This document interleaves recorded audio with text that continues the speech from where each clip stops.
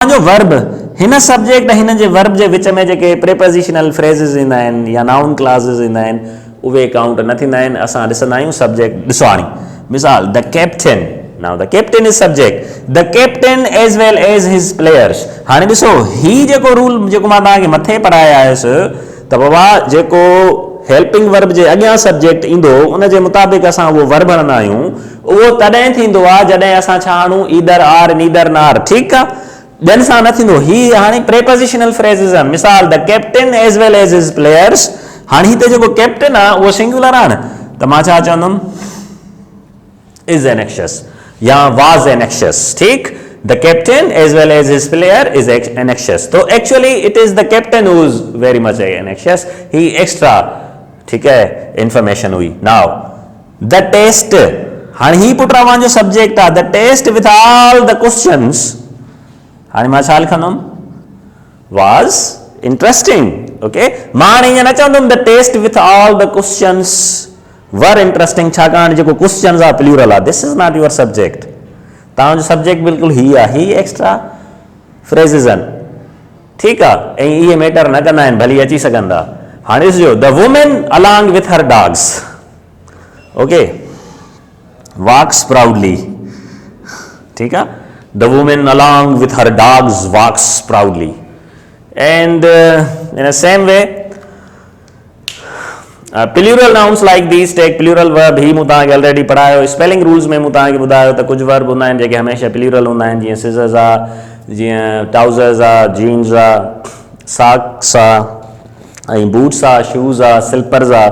त छाकाणि त हिननि में ॿ पार्ट हूंदा आहिनि, तंहिंजे करे इहे सदाईं छा रहंदा आहिनि प्लूरल रहंदा आहिनि। असां हिन सां प्लूरल वर्ब हणंदा आहियूं। तंहिंजे करे these scissors are expensive, your glasses were beautiful and my jeans are expensive. मां ईअं न चवंदुमि माई जीन्स इज़ एक्सपेंसिव। ही पाण ऑलरेडी पढ़ी आया आहियूं। नाउ पाण हाणे छा पढ़ंदासीं, ही शइ ॾिसो। Now if subject comes after the verb, हाणे उसूल छा आहे, पहिरें सब्जेक्ट ईंदो आहे पोइ वर्ब ईंदो आहे न। उमूमन जनरल उसूल इहो आहे अंग्रेज़ीअ में, पर कॾहिं कॾहिं छा थींदो आहे पहिरें वर्ब ईंदो आहे ऐं पोइ सब्जेक्ट ईंदो आहे। Strange, this is strange, yeah, but this is reality, it happens in English। त कीअं, हाणे मिसाल जे तौर ते there are some dishes। now what is the subject here? actually some dishes is the subject, right? ही सब्जेक्ट आहे, R आवाज़ जो छा आहे हिते वर्ब आहे। ॾिसो हिते वर्ब पहिरें थो अचे, सब्जेक्ट बाद में थो अचे। या हीअ ॾिसो जीअं there is a situation। हाणे ही सिचुएशन आहे न, ठीकु आहे, सिचुएशन अवां जो सब्जेक्ट आहे, इज़ छा आहे अवां जो वर्ब आहे। पर असां जॾहिं देयर ऐं हेयर जॾहिं हणंदा आहियूं त देयर ऐं हेयर सां गॾु असां सिंगुलर वर्ब जो अग्रीमेंट अकॉर्डिंग टू उन सब्जेक्ट सां कंदासीं। ठीकु आहे, मिसाल जे तौर ते अगरि मां चवां yes there is a wall clock on the wall. ठीकु आहे, कैमरामैन एॾे करे ॾेखारीस न। For example if I say there is a wall clock on the wall, त मां छो थो चवां basically wall clock is the subject, right. पर ॾिसो हिकिड़ा सब्जेक्ट उहे हूंदा आहिनि जेके कमु कंदा आहिनि पाण।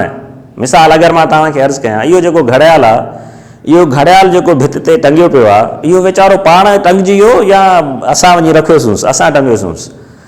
C wall clock is a subject but this is a sort of action जेको घड़ियाल पाण न कंदो आहे, असां हुनखे टंगींदा आहियूं न। तंहिंजे करे हिननि जे अॻियां हेयर ऐं देयर ईंदो आहे। त असां उहो सब्जेक्ट जे मुताबिक़ जेको आहे पोइ सिंगुलर ऐं प्लूरल कंदा आहियूं। मिसाल there is a boy, there are boys, there is a girl, there are girls. Okay, in same way हिते मूं छा लिखियो आहे there is a situation in life when we become tired. Okay, पर there were situation in life when we feel confident. त ही जेको situations आहे पुट, जॾहिं बि हेयर देयर अचे त उहो जेको सब्जेक्ट हूंदो आहे उन जे मुताबिक़ असां वर्ब आणंदा आहियूं। त होपफुली हेसि ताईं ॻाल्हि सम्झ में अची वई। वरी पाण अञा अॻियां हलूं था, पढ़ूं था। Yes, so we will be learning something more about these some other topics regarding subject verb agreement।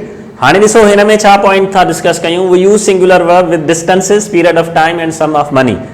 जॾहिं असां डिस्टेंस जी ॻाल्हि कंदा आहियूं, sum of total sum of money जी ॻाल्हि कंदा आहियूं, पीरियड ऑफ टाइम ॻाल्हि कंदा आहियूं, त असां हिननि सां हमेशह सिंगुलर वर्ब इस्तेमालु कंदासीं। मिसाल 7 माइल्स, हिते छा लॻंदो 7 miles is too far to walk.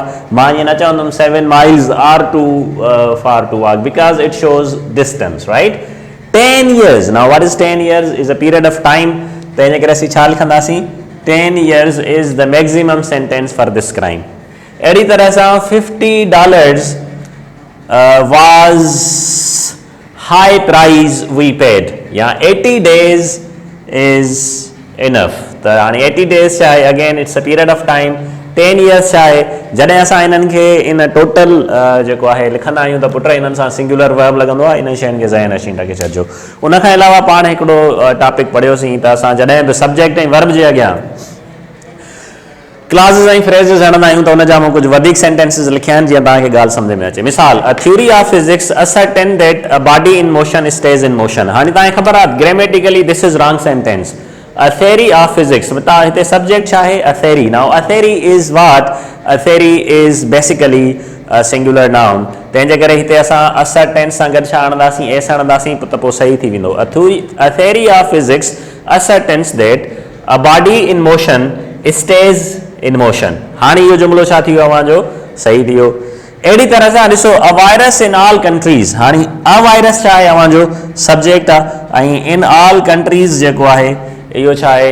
इहो अवांजो फ्रेज़ आहे. त हाणे असांजो सब्जेक्ट इन ऑल कंट्रीज़ कोन्हे, असांजो सब्जेक्ट वायरस आहे. तंहिंजे करे असां हिते छा आणंदासीं? हेज़ आणंदासीं. A virus in all countries has become great threat.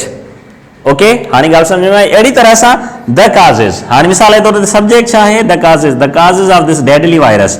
हाणे की हिते ॾिसो वायरस सिंगुलर आहे, राइट, पर असांजो सब्जेक्ट वायरस कोन्हे. असांजो सब्जेक्ट छा आहे? The causes of this deadly virus. हाणे छा लिखंदासीं? Are unknown. The members of the committee. हाणे असांजो सब्जेक्ट छा आहे? असांजो सब्जेक्ट आहे हिते द मेंबर्स ऑफ कमिटी ऐं असां हुनखे छा आणंदासीं? The members of committee are interesting. ठीकु, अहिड़े तरीक़े सां हिकिड़ी ही शइ सिर्फ़ु मूं तव्हांखे ऑलरेडी पढ़ाए चुको आहियां, पर तव्हांखे ज़हन अची ॾियारण जे लाइ मां हिननि खे ॿुधायां थो. तव्हांखे यादि हूंदो मूं तव्हांखे पढ़ायो त अंग्रेज़ी में कुझु इस्म अहिड़ा हूंदा आहिनि जेके ॾिसण में छा हूंदा आहिनि? प्लूरल, पर उन्हनि जी मीनिंग छा हूंदी आहे? सिंगुलर हूंदी आहे. यादि आहिनि तव्हांखे? मिसाल जीअं मूं तव्हांखे मीज़ल्स जे बारे में पढ़ायो न. हाणे असीं छा लिखंदासीं? Measles R dangerous. ठीकु आहे. या मूं तव्हांखे ॿुधायो त देयर आर सर्टेन डिज़ीज़ नेम. मिसाल if somebody is diabetics. Okay, diabetics is again name disease. इहो बि असां जेको आहे सो हिननि में सिंगुलर वर्ब आणंदासीं. मिसाल जीअं डेटा आहे, तव्हांखे ख़बर आहे न data is the plural noun of datum. This is data, right. त हाणे तव्हां डेटा इज़ चओ या डेटा आर चओ, ॻाल्हि साॻी आहे.